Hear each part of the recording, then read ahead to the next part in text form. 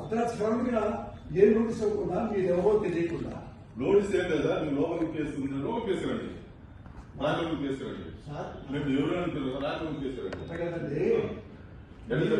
Notice పంపిస్తే నేను హాస్పిటల్కి వెళ్ళి ట్రీట్మెంట్ చేసుకొని మీకు నోటీస్ వస్తా. అంతే సార్ మేము అరెస్ట్ చేస్తాం సార్, మీరు కోఆపరేట్ చేయండి, లేదంటే మీరు కంప్లైంట్ చేయాల్సి వస్తుంది. అంతే మా డ్యూటీ చేతులు ఇక్కడ ఒకటి వినండి సార్, ఆపరేషన్ మా కోఆపరేషన్ చేయండి మీరు. పేషెంట్ కూడా ఆపరేషన్ చేయాలా?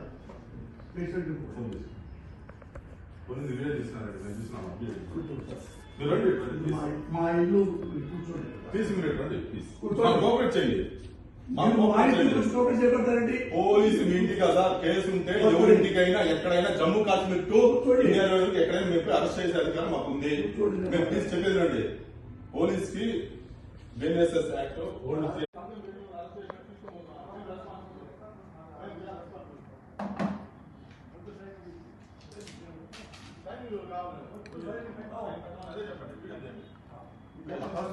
మేడం అరెస్ట్ చేస్తున్నాం మేడం.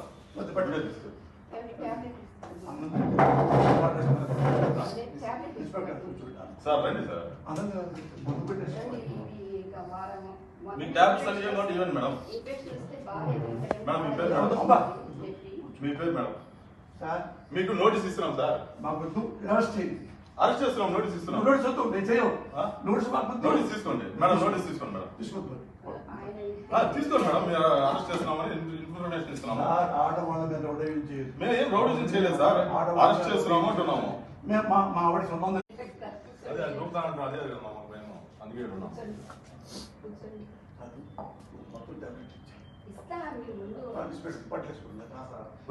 టెన్షన్ ఏం లేదు మేడం, మేము చూసుకుంటాం మేడం.